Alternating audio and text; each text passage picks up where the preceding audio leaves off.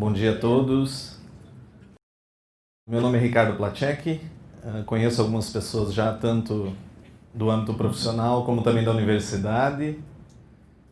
Atuando na área do comércio exterior há quase 20 anos, primeiro na parte operacional e como advogado também. E os incoterms são sempre um tema que causa dúvida, causa questionamentos. O que temos que ter uma noção clara do Incoterms é qual o papel dele, qual a função dele. A função dele para a aduana é uma, a função na sua relação com o vendedor e o comprador, entre vendedor e comprador, ela é outra. Então nós temos que ter bem claro essa noção. Alguns pontos aqui que eu vou passar são pontos que por vezes geram dúvidas no dia a dia do comércio exterior. E também, obviamente, vamos falar dessa última versão, Incoterms 2020, as novidades. Há algumas novidades, há algumas mudanças importantes, principalmente o FCA é o que sofreu a mais importante mudança, ele vem suprir algumas lacunas. Outros pontos ainda, a crítica que não foi suprida essa lacuna, mas nós veremos que para fins de Brasil, algumas lacunas que se questiona, que os Incoterms não supriram, elas já foram supridas há muito tempo. No dia a dia do comércio exterior, por vezes não sabemos disso porque às vezes algumas resoluções já esclarecem isso, mas nós veremos então o porquê que não necessariamente o Incoterms deixou uma lacuna, mas isso na nossa legislação já foi superado. Então, o tema do nosso encontro é verificar essas mudanças, né? Entender o que mudou a partir do próximo ano.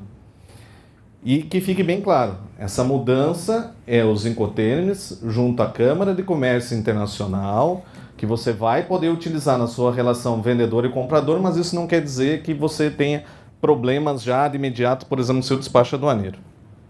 Essa é a sigla junto à Câmara de Comércio Internacional dos Incoterms 2020.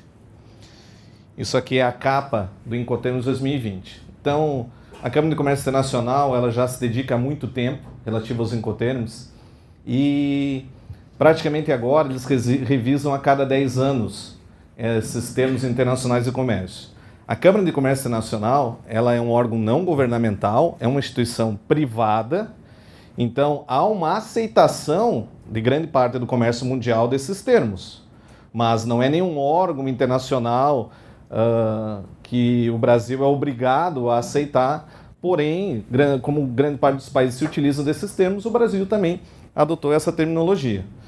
Essa terminologia, então, ela já faz parte do comércio exterior há muito tempo. As primeiras regras foram desenvolvidas em 1923, aqui é só um histórico bem rapidinho, e aí chegamos, então, em 2019, na edição que entra em vigor 2020. Basicamente, a mais importante foi em 1990, que ela acabou revisando todo o passado, e depois, então, de 2000, houve uma mudança de 13 termos, a de 1990 para 11, da 2000 para 2010, de 13 termos para 11, e continuamos com 11 termos. Nós veremos que continuamos com 11 termos, houve a modificação na denominação de um deles, e aí também algumas mudanças de responsabilidade.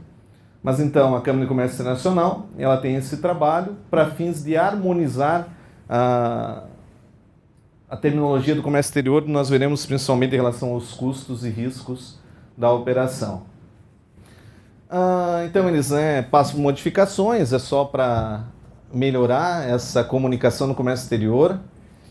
E então, a versão 2020 é a que estamos tratando.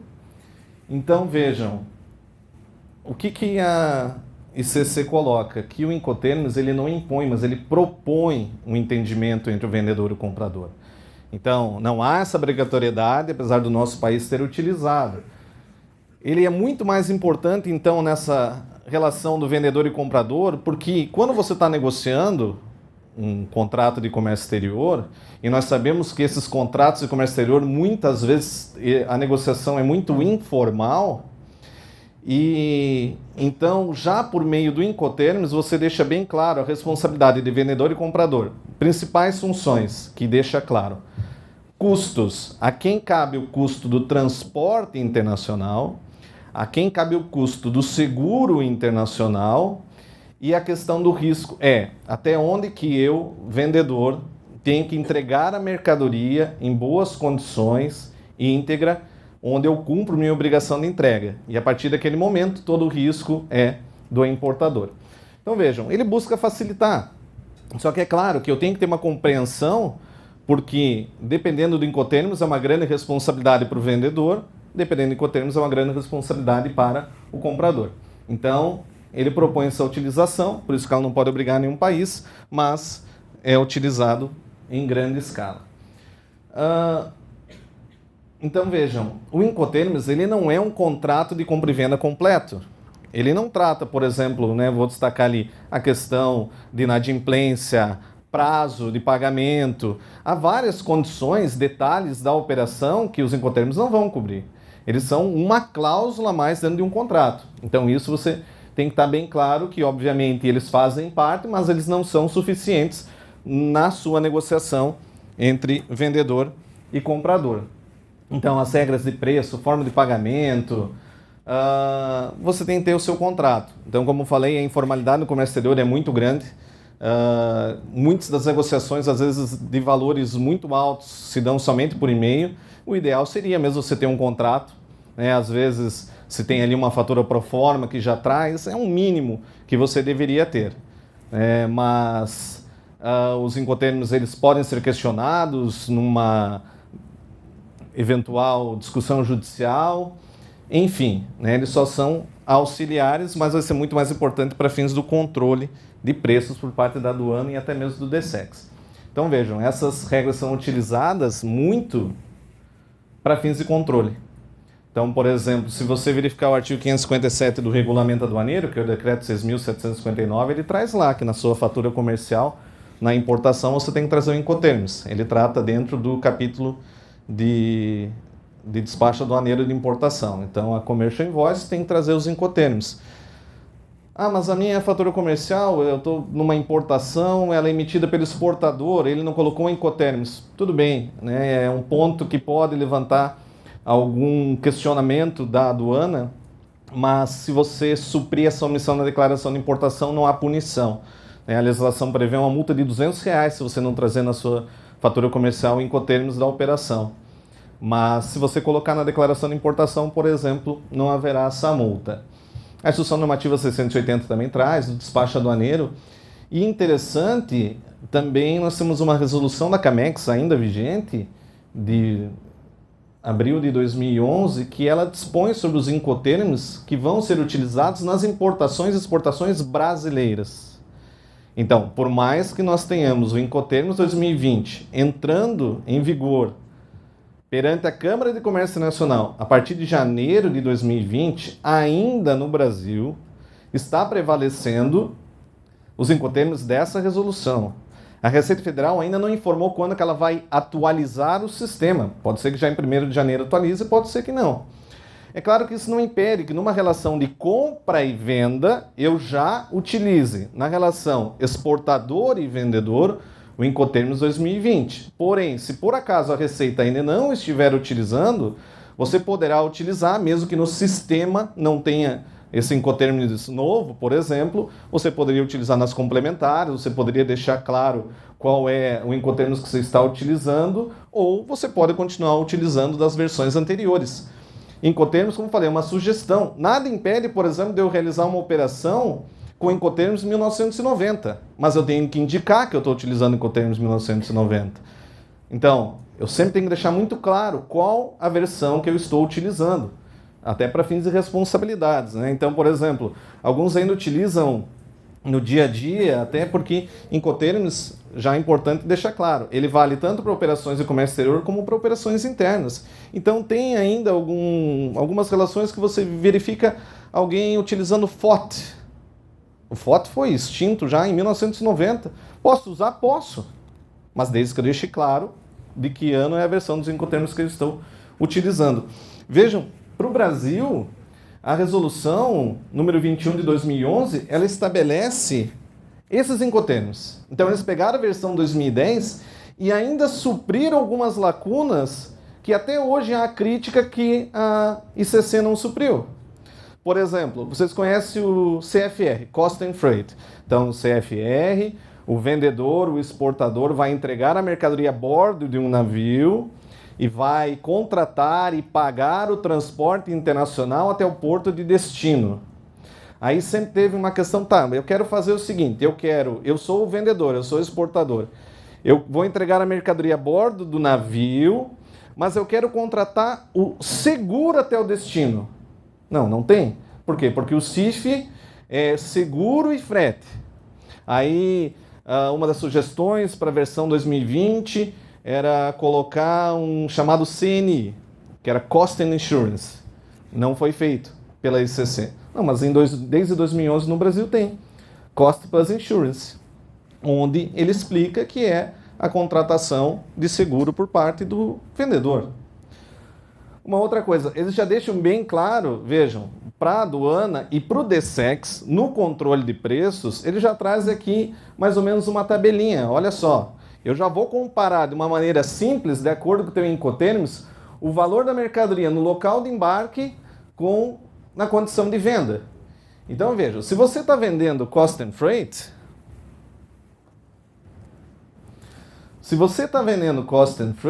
vejam, o valor no local de embarque em relação ao valor de venda tem que ser maior ou igual. Poxa, você está pagando frete. Então, o valor no local de embarque, ele não pode ser menor do que na condição de venda. Então, isso aqui já na resolução já é trazido para você ter bem claro. Olha, eu não posso ter, por exemplo, eu vou fazer uma importação FOB. Vamos lá, FOB, Free On Board. O valor no local de embarque tem que ser maior ou igual na condição de venda. Ele não poderia ser menor.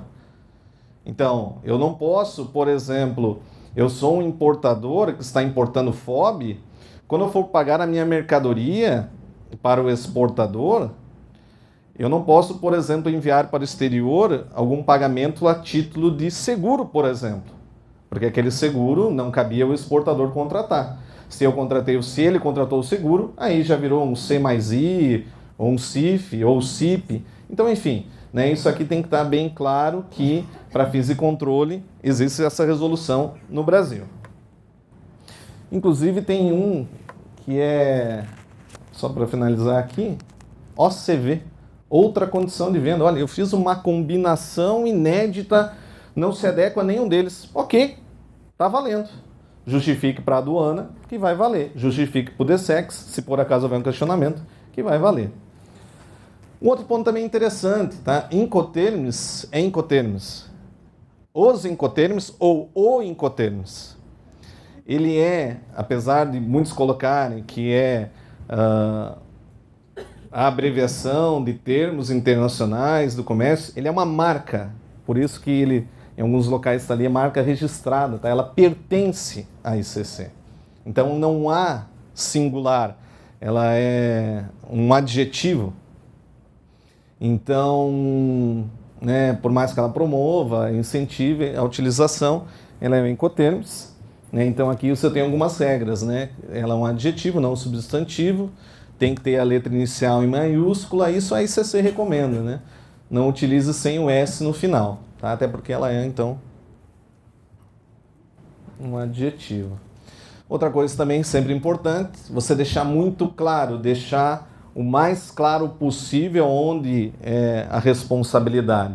Se o Ex-Works é aquele que está na fábrica, eu vou trazer o endereço completo daquela fábrica. Se o FCA é onde o exportador tem que entregar a mercadoria num determinado local, tem que trazer o endereço completo. Os Incoterms, já vou trazer os grupos, por exemplo, se eu colocar de forma genérica, é um CFR, uma exportação CFR, Porto de Hamburgo, na Alemanha. Qualquer terminal do Porto de Hamburgo é válido essa descarga. Ah, não, mas tem um terminal específico, você tem que trazer o nome do terminal. O grupo C, ele é o único que o local indicado é o local de destino, diferente do local onde acaba o risco. Por exemplo, No Incoterms do Ex-Works é o local da fábrica, né? Então, vejam, o FCA é sempre, esse endereço é onde acabou o risco do exportador, onde ele deveria entregar e dali para frente ele não corre mais nenhum risco em relação à mercadoria. No CFR, por exemplo, estou fazendo uma exportação onde o embarque vai ser no porto de Itajaí, por mais que o risco dele acabe na hora que coloque a bordo do navio em Itajaí, ele vai ter que indicar até onde vai a responsabilidade dele pelo custo. É o único que você indica dessa forma. E esse lembrete aqui, que é sempre no dia a dia há essa dúvida, tá? Quando se fala de Incoterms, isso já é bom deixar claro. Estou fazendo uma exportação CFR, então o frete é prepaid. Por quê? Porque é o exportador que está contratando vai pagar. Pessoal, prepaid collect não é local, é momento de pagamento. Eu posso ter uma importação FOB prepaid? Posso. É só uma informação se o frete foi pré-pago, ou seja, antes do transporte, ou depois, não é local. Isso no dia a dia é muito comum. Mas se você olhar, por exemplo, vamos trazer a instrução normativa que trata do Siscomex Carga, INRF número 800. Quando o agente de carga ou o armador vai fazer a desconsolidação, ele informa e a própria instrução normativa diz, é momento, diga qual o momento que foi pago. Então não pode já deduzir que, por exemplo, numa importação FOB é collect, numa exportação o CIF é prepaid. É momento e não o local de pagamento. Então, versão 2020. Quais são os Incoterms? Basicamente, os mesmos, apesar de algumas mudanças. As denominações basicamente as mesmas, porém, houve uma mudança aqui do Delivery at Terminal para o Delivery at Place Unloaded, entrega no local desembarcado. Ele é praticamente o único, nós vamos ver, o único Incoterms que o exportador entrega uma mercadoria desembarcada do veículo de transporte. Nos demais, basicamente, ainda está a bordo do veículo. Até o DDP. Eu vou fazer uma exportação de DDP para Itajaí para um endereço de uma fábrica lá em Nova York. Eu vou chegar com o caminhão lá em Nova York e vou estacionar o caminhão e até ali foi a responsabilidade do exportador. Quem tem que tirar de cima do caminhão é o comprador. No DPU, é o único local, então, ele é muito similar ao que nós tínhamos no DDU, da versão 2000, para quem lembra. Ele entrega num local desembarcado e não paga tributação, enquanto aqui no DDP ele pagaria. Sempre, alguns têm a dúvida, né? Posso usar DDP no Brasil, numa importação? Como é que funciona o Ex-Works? Olha, o Ex-Works, eu, exportador brasileiro, fabrico a mercadoria e aí coloco na minha fábrica. Vamos dizer que um comprador estrangeiro tem que retirar a mercadoria na minha fábrica e dali para frente ele tem que fazer todos os trâmites. Então, eu estou falando, de uma maneira geral, nós vamos passar ali. Sempre teve essa dúvida, no Brasil pode ou não pode? Não pode. É a resolução CAMEX número 21 de 2011 que vai dizer. Numa exportação Ex-Works, por mais que pelo Incoterms, não é que não possa, né? Por mais que no Incoterms Ex-Works esteja previsto que a partir do momento que o exportador disponibilizou a mercadoria na fábrica, todos os trâmites aduaneiros, custos, é por conta do comprador, do importador, o despacho aduaneiro deverá ser feito pelo exportador, porque uma empresa estrangeira não tem condições de realizar o despacho aduaneiro no Brasil por conta de habilitação. DDP, importação DDP. O exportador estrangeiro vai entregar para o importador brasileiro na sua fábrica com tudo pago. Por que não dá? Por conta que uma empresa estrangeira não tem condições de fazer uma habilitação no Brasil, então não vai ser possível o DDP na importação. Então, está esclarecido nessa resolução CAMEX o porquê não pode, por exemplo, o DDP na importação. Eles até permitem na exportação Ex-Works, porém não vai se adequar. Então, deixando bem claro, por mais que eu tenha as regras da ICC, no Brasil terá algumas modificações. As principais mudanças dos Incoterms. Essa aqui, ela é a mudança mais evidente porque muda uma sigla. Muda uma sigla. Nós tínhamos o Delivery at Terminal, que era o DAT. Ele foi substituído pelo DPU. Por quê? Porque o terminal, ele era basicamente a entrega num terminal portuário, aeroportuário de destino. Então, isso limitou demais. Nós temos o Delivery at Place, entrega num local de destino nomeado. Então, um exportador de Itajaí pode entregar num destino no interior da Alemanha, só que ele entregava a mercadoria sem pagar a tributação, ainda, né? Entrega sem pagar a tributação, e entregou naquele local determinado com a mercadoria ainda a bordo do veículo de transporte. O DPU agora, ele pode ser até num terminal ou outro local negociado entre as partes, porém com a diferença que é descarregado. Então, o DAT era muito limitado, não precisava ter Incoterm só para isso, né? Então, a entrega ocorre após a descarga da mercadoria, né? Nós vamos ver ali, eu vou mostrar visualmente como que isso se identifica. Então, essa é uma das principais mudanças, até por mudança de denominação, onde o DAT passa a ser o DPU.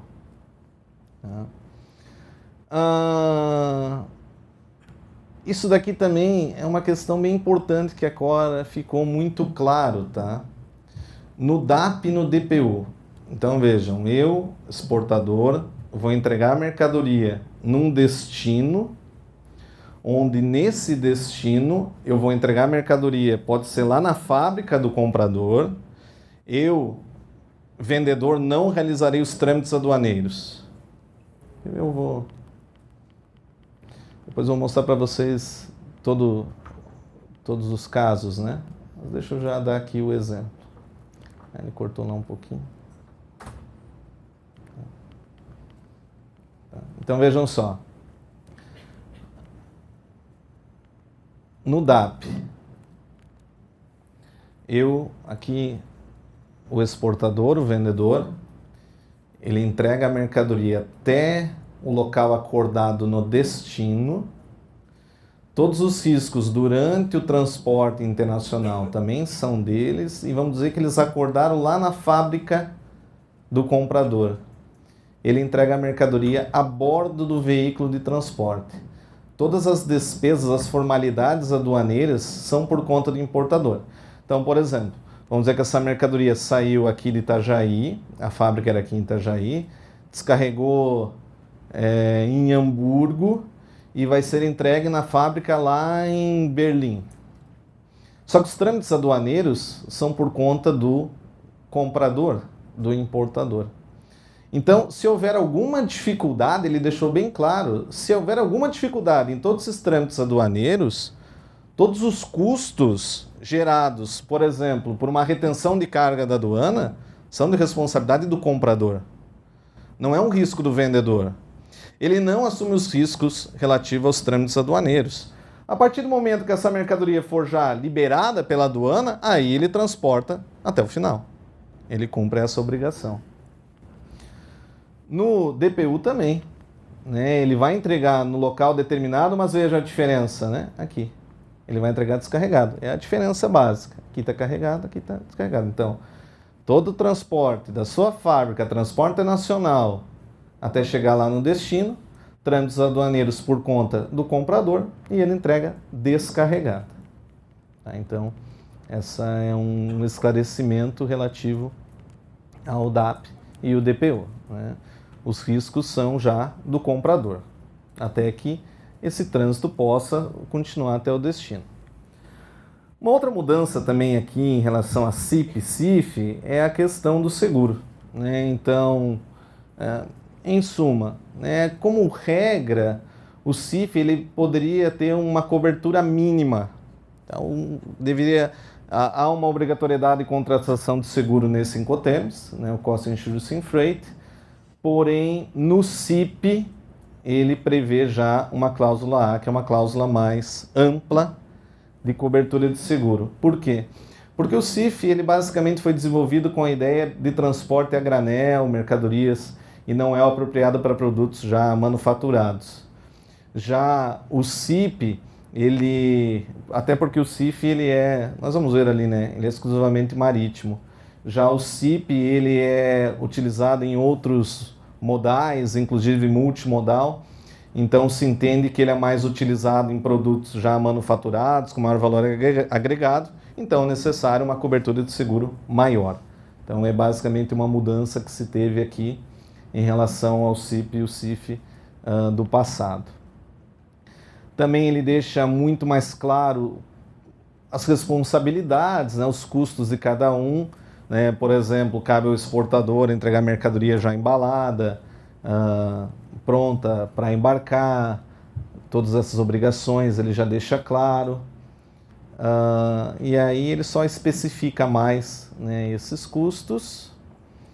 Também ele trouxe questões de requisitos de segurança, né, obrigatoriedades então de podem as partes estabelecer o requisito de segurança relativo a uma inspeção, ou um scanner de origem já pode ser colocado entre as partes.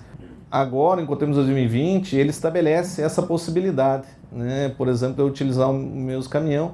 Então, no exemplo aqui no FCA, ele traz no texto, né, que o comprador vai providenciar o transporte a seu próprio custo, contratar, ou seja, terceirizado, ou providenciar a seu próprio custo do transporte. Então, no Incoterms FCA, DAP, DPU e DDP, pode ser transporte próprio. Então, empresas que tenham veículos próprios podem realizar esse transporte de forma própria. Isso é uma novidade. Isso daqui é uma das maiores novidades que se tem no Incoterms 2020. Então, vejam, nós temos aqui um ponto primeiro que é bastante controverso. Incoterms, ele trata da relação vendedor e comprador. Então, como regra, ela, por exemplo, não atinge a relação com outros intervenientes das operações do comércio exterior. Então, vejam, no Incoterms Ex-Works, o exportador só disponibiliza sua mercadoria na fábrica e entrega para o transportador. Então veja, pelo Incoterms, quem está entregando a mercadoria para o transporte é o comprador. Né? Então aqui, vendedor em azul, comprador. Então, para o Incoterms, quando a contratação do transporte se dá sob responsabilidade do comprador, do importador, então foi ele que contratou o transporte, o conhecimento de embarque vai ser entregue para ele. Para o Incoterms é assim. Então, por exemplo, no embarque FOB, apesar do exportador ter colocado a mercadoria a bordo do navio, em regra, para o Incoterms, quem contratou o transporte foi o comprador e o importador, e ele deveria receber o conhecimento de embarque. O BL seria para ele, para fins Incoterms. Ele considera quem contratou o transporte. Mas isso não está de acordo, por exemplo, com a legislação marítima internacional e até mesmo o nosso Código Civil, que diz que quem entregar a carga para transporte, que é chamado de embarcador, receberá um recibo de que entregou a carga para o transporte. Então vejam, se o exportador entregou a carga para o transportador, ele vai receber o conhecimento de embarque. Então vou dar o exemplo do FOB. Ele vai receber, o exportador vai receber esse conhecimento de embarque e vai entregar vai enviar para o comprador. Da mesma forma, no FCA, né, eu, exportador, entrego a mercadoria para o transportador e receberia esse conhecimento de embarque, e aí o comprador eu envio enviaria para ele. Para o Incoterms, não. Para o Incoterms, se é o comprador que está providenciando o transporte, ele recebe o conhecimento de embarque. O que houve de modificação no Incoterms 2020? Ele permite, então, que o comprador autorize a entrega do BL, do conhecimento de embarque, para o vendedor, para o exportador. Então, é uma permissão dentro do Incoterms. A regra é FCA. Vendedor entrega a mercadoria para o transportador indicado pelo comprador e o comprador receberia o conhecimento de embarque. Agora, permite-se que o comprador autorize a entrega do conhecimento de embarque para o vendedor. E também permite o quê? Vejam, eu tenho aqui no FOB, por exemplo, o exportador entrega a mercadoria a bordo do navio. Ele é exclusivamente marítimo. Então, o risco dele acaba quando a mercadoria está a bordo do navio. Então, para quem trabalha com carta de crédito já viu isso, é muito comum em cartas de crédito ser exigida a cláusula Shipped on Board, por exemplo. Então, entre as cláusulas estabelecidas pelo importador, ele quer ter a segurança que a mercadoria já está a bordo do veículo de transporte. Então, ele coloca a cláusula que deve constar, então, no conhecimento de embarque, o Shipped on Board. E isso gera muita dificuldade, por exemplo, num FCA, gerava, né? É isso que eles estão tentando acabar. Onde, então, o exportador entregava a mercadoria para um transportador indicado pelo comprador, poderia ser tanto no seu estabelecimento ou num local determinado, por exemplo, num CLIA, num Porto Seco. Só que a mercadoria ainda não está a bordo do veículo que vai realizar o transporte internacional. E o que se permitiu agora? Tanto o exportador receber o conhecimento de embarque, como também, a partir do momento da entrega para o transportador, mesmo que não esteja a bordo, por exemplo, do veículo de transporte, do transporte principal, já ser emitido esse conhecimento de embarque com a cláusula Shipped on Board. Então, isso é para tentar suprir esta lacuna que se exige por vezes em cartas de crédito, de que a mercadoria já está a bordo, mesmo que não seja um Incoterms, que já é uma consequência esse a bordo. Tá? É claro que fizeram isso para tentar resolver essa exigência que tinha das instituições financeiras, dessas cláusulas. Seria uma outra maneira de resolver isso, é você, de fato, já definir com as instituições financeiras não exigir, dependendo de Incoterms, esse tipo de on-board. Porém, como as instituições financeiras não cedem muito, então o Incoterms tentou suprir essa lacuna. Né? Porém, o Incoterms, ele previu isso basicamente no transporte no FCA, quando eu estou utilizando o transporte marítimo. Não se prevê essa possibilidade no transporte aéreo e também não se prevê a possibilidade de entrega para o vendedor do conhecimento de embarque no FAS e no FOB. Não se prevê essa possibilidade. Isso para fins de Incoterms. Mas as partes poderiam, então, estabelecer isso como uma diferença. Eles incluíram algumas notas que tinha na versão 2000 e foram retiradas em 2010, que explica de forma detalhada como deve ser utilizado. Tá? Então, aqui são algumas tabelas que tem, e essa é a própria tabela da SCC. Tá? A tabela de SCC ela é de fácil visualização. Aqui ela traz o nome do termo, as responsabilidades e qual o meio de transporte permitido. O que tiver em azul indica a responsabilidade do vendedor. O que tiver em dourado é responsabilidade do comprador. E verde é mista, tem a responsabilidade de ambos. Tá? Então vejam, o Incoterms, ele divide a ordem do Incoterms na publicação da ICC. Ele trata primeiro dos Incoterms que podem ser utilizados em qualquer meio de transporte, não exclusivamente marítimo.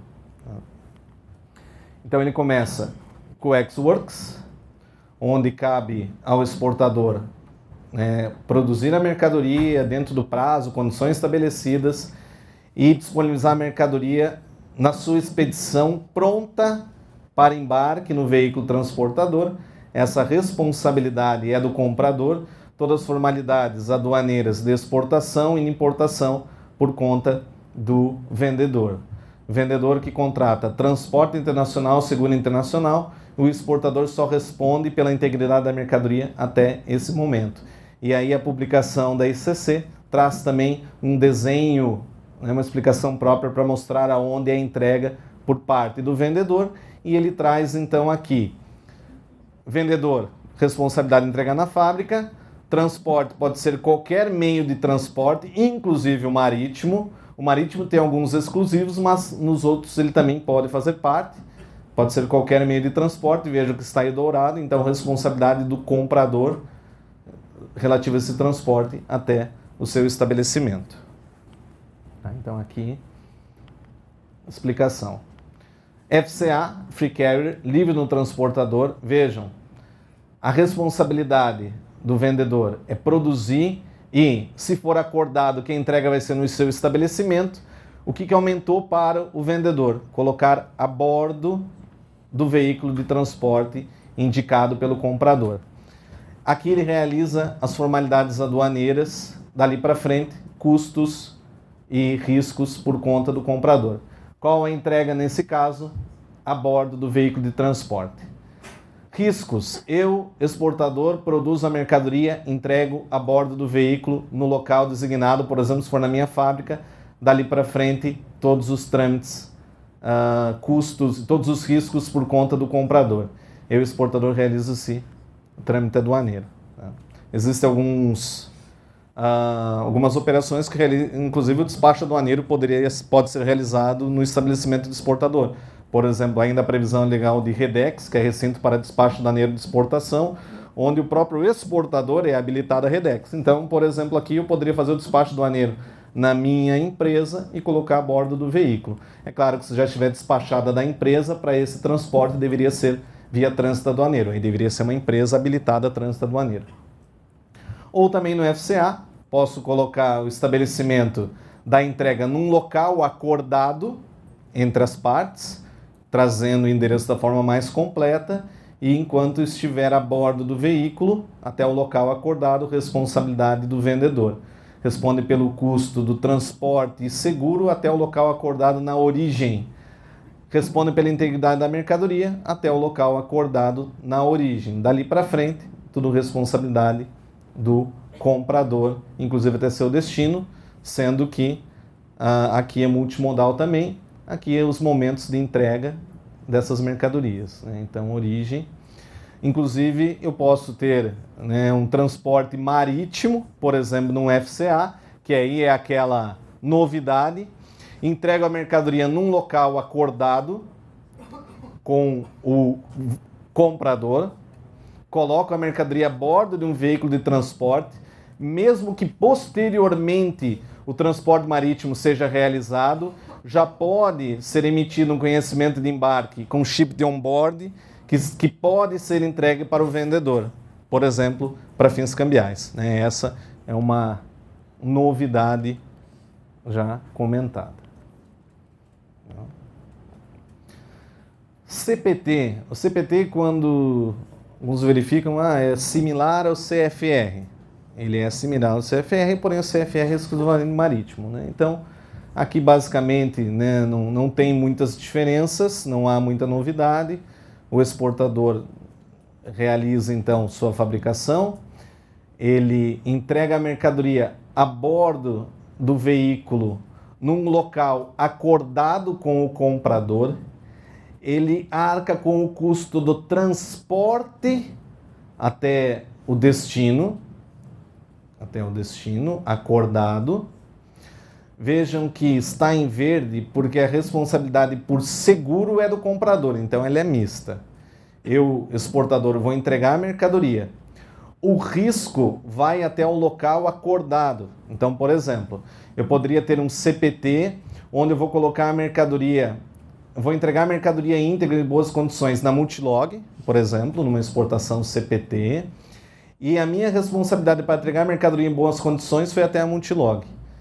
Eu vou pagar o frete internacional até o porto de Rotterdam, ok? O custo do transporte até o local acordado é do vendedor, mas se tiver que contratar seguro, é por conta do comprador. Isso aqui é só para deixar bem claro. A minha responsabilidade é entregar até a Multilog e pagar o transporte. Ou seja, eu, vendedor, tenho que apresentar o comprovante do pagamento do transporte. Acabou a minha responsabilidade como vendedor. Ah, mas a mercadoria estava aqui no trajeto e houve uma avaria na mercadoria, houve um acidente, explodiu a mercadoria. Eu, vendedor, já cumpri a minha obrigação. Eu não respondo pelo risco durante esse transporte internacional. O fato de eu arcar com o custo não significa que eu respondo pela integridade da mercadoria. Já encerrou aqui. Então, vejam, a responsabilidade pela contratação do transporte está em azul, é do vendedor. Então, transporte. Mas a integridade da mercadoria acabou aqui. Então, aqui. E o CIP, ele tem essa diferença que há, por conta do vendedor, a responsabilidade de contratar o seguro. Então, vejam, ele fabrica, coloca no veículo transportador na origem, cumpriu sua obrigação relativo à integridade da mercadoria. Contrata o transporte e o seguro. Ah, mas no meio do caminho, no trajeto, explodiu a mercadoria. Não existe mais a mercadoria. Não tem problema. O exportador já cumpriu a obrigação dele. O que o importador vai ter nesse caso? Ele vai ser o beneficiário do seguro. Ele vai receber o seguro. Mas a obrigação do comprador pagar o exportador surgiu no momento que o exportador, que o vendedor foi lá e apresentou a contratação do transporte, a contratação do seguro e a entrega na origem. Ele não responde pela entrega física da mercadoria até o destino. Então isso também tem que sempre tomar esse cuidado relativo aos incoterms do grupo D. Eu não respondo pelo risco durante todo o trajeto. A minha entrega é na origem, por mais que eu contrate esse transporte. E aqui houve essa mudança que a contratação desse seguro deve ser a cláusula A, que é mais ampla, e não a cláusula C, que antes era permitido. O Delivery at Place, né, ele já existia, não houve mudança significativa, mas vejo como o que muda, né?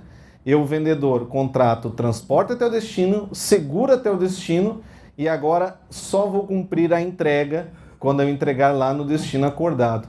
Se acontecer alguma coisa com essa mercadoria no trajeto, eu, exportador, não cumpri minha obrigação. O vendedor não cumpriu a obrigação dele.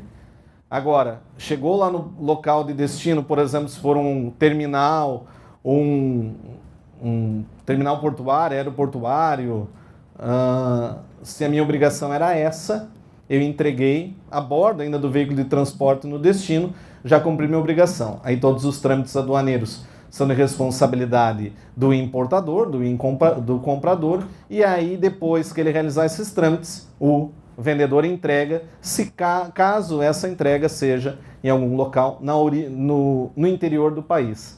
Mas veja, a entrega é no destino acordado, responde pelos riscos até esse destino acordado. Responsabilidade do transporte do vendedor.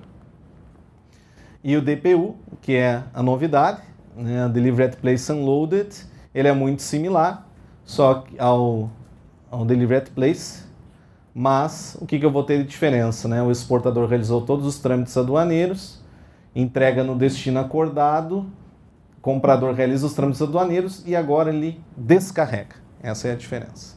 Entrega no destino acordado, descarregado. Vejam que a entrega, o delivery, é já descarregado. DDP, máxima responsabilidade para o vendedor, realiza então todos os trâmites e entrega no destino, a bordo do veículo de transporte, porém com todos os custos pagos, todos os trâmites aduaneiros pagos. A partir do momento que chegou no local acordado, cabe ao comprador descarregar essa mercadoria. E aí a norma traz também agora as regras para o transporte aquaviário, onde muitos criticaram a manutenção desse Incoterms, que é o Free Alongside Ship, que é a entrega da mercadoria ao lado da embarcação, ou já pronta, né, no porto de embarque, pronta para o embarque. Qual que é a problemática do exportador aqui? Enquanto não embarcar, a responsabilidade é dele, todos os riscos é dele, enquanto estiver na pilha, por exemplo, só quando estiver a bordo que cessa a responsabilidade dele. Então, por exemplo, aqui, demoras de embarque, carga rolada, armazenagem, sobreestadia, tudo de responsabilidade dele. Então, ele não é muito utilizado e tanto que se tinha ideia que seria extinto, mas não foi extinto, se manteve. Então, veja, eu, exportador, realizo os trâmites aduaneiros, exclusivamente marítimo, veja, exclusivamente marítimo, e coloco a mercadoria já no terminal portuário de embarque. Daqui para frente, ou seja, carregamento a bordo do navio, transporte internacional, todos os custos, transporte, seguro e risco por conta do comprador, né? Então, transporte internacional do comprador. E aí aqui, como falei, não foi permitido para fins de Incoterms, o comprador, o vendedor, autorizar a entrega do conhecimento para o exportador. Mas sempre lembrando, pela legislação brasileira, isso não está de acordo. Será entregue para ele. Então vejam, a entrega é no porto de embarque. Isso daqui também é um esclarecimento que eles trouxeram, né? Se eu estiver num porto terminal, a entrega é, por exemplo, né, no porto terminal de origem. Se por acaso for algum local que tenha um transporte prévio antes de embarcar no navio, uma barcaça, algo assim, que faça esse transporte até o embarque no navio, a responsabilidade será do vendedor até a entrega. Aí aqui não é só no terminal, ainda vai responder por esse trecho intermediário até o navio que vai realizar o transporte internacional. O FOB, Incoterms mais utilizado e provavelmente continue sendo mais utilizado, porém o FCA talvez tenha um crescimento, né? No FOB, então, a mercadoria o exportador tem que colocar a bordo do navio, ou seja, não existe, mas isso já em 2010 acabou, né? Mas quem está há mais tempo aí lembra, né? Aquela expressão que era a murada do navio, ou seja, o exportador ele respondia até a murada do navio. Então, se o container já no ar ultrapassou a murada, já tinha cumprido a sua responsabilidade e causava muita discussão. Então, não, é a bordo do navio, devidamente apeada, pronta para o seu destino. O exportador, né, aqui não teve mudanças no FOB, não há mudanças significativas. O exportador, o vendedor, entrega a bordo e o importador que contrata o transporte. Pelo Incoterms, né, quem vai receber esse conhecimento de embarque já é o comprador. No Cost and Freight, o exportador, similar ao CPT, entrega a mercadoria a bordo do navio, acabou seu risco. Contrata o transporte, ou seja, demonstra que contratou o transporte, mas se acontecer alguma coisa com essa mercadoria durante o trajeto, não é responsabilidade dele. Entrega, contratação de seguro e risco do comprador até o destino e ele realiza todos os trâmites aduaneiros. A entrega é no porto de origem a bordo. Contratação do transporte é azul, por parte do vendedor. No CIF, só aumentou a responsabilidade de contratação de seguro pelo vendedor e aqui ele pode contratar cláusula C, uma cobertura mais básica, mas o risco é até a origem. A bordo do navio na origem, contrata transporte e seguro, mas o risco é do comprador. Só para mostrar para vocês aqui,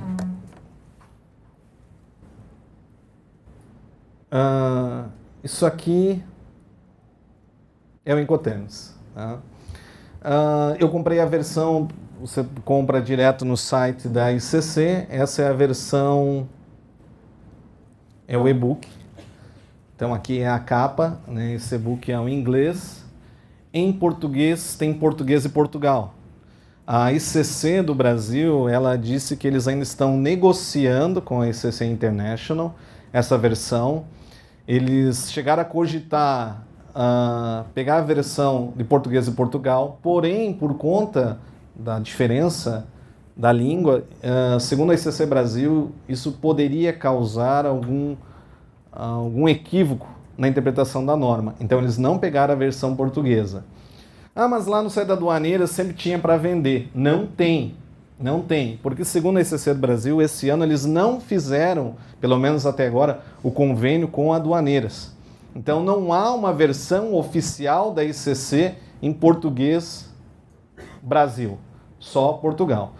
A versão oficial é em inglês e mais 30 línguas que tem versão oficial. Ainda não temos a nossa. Então aqui que ele traz todas essas explicações, né, preliminares, por exemplo, ter que trazer o endereço completo, indicar a regra. Tá? Então ele vai trazendo aqui toda essa introdução, que eu só vou passar um pouquinho. E aí depois ele começa, né, aquela tela que eu havia colocado para vocês. Então todas essas explicações. E essa Explanatory Notes for Users, então já são explicações próximas ao próprio desenho, já trazendo então de forma detalhada o que implica cada responsabilidade. Daí agora ele traz então de forma geral as obrigações, né, não mais no desenho com aquelas explicações. Então isso também facilita, né? Então só para expor para vocês. Esse livro no site da ICC, ele é um e-book, né? Você vai ser instruído a baixar o Adobe Digital Editions, aí você faz o seu cadastro e só o e-mail que você utilizou para fazer um download é o e-mail que tem que ser o cadastro junto ao Adobe. E no site da ICC está 40 € a versão do e-book, dá 180, 190 reais essa versão. Então, e eles fazem mesmo para você não conseguir utilizar em outros computadores. A versão impressa é 45 €, se quiser encomendar diretamente da ICC Internacional. Enfim, pessoal, falei até agora e então eu fico aberto a questionamentos. Ainda temos tempo, caso alguém queira fazer um questionamento, algum esclarecimento, fico à disposição. Obrigado.